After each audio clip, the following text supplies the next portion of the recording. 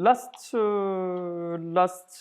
thing with this episode is that we can deal with JSON data in Python in a very nice way. So we have mostly two functionalities to use with Python that are the most useful.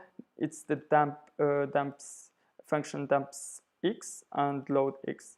So let's say x, it's a list, and you want to dump this x. So we have, this is a JSON, let's say a JSON object.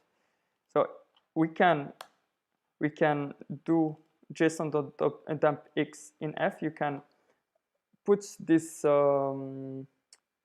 this file in a, you can load the data with JSON to this file. So what is mean json.dump xf, and it's not dumps, it's dump. You can put the x data, whatever list or dictionary you have. If you're familiar with JSON, JSON are like mostly like dictionaries in Python. And in the internet you have them all around the way, everywhere. It's in JSON. Like if you work with APIs, with the data over the internet, it's mostly today JSON.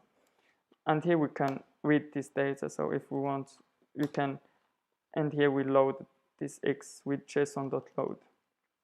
So this is just take these JSON functionalities just to save and load data locally.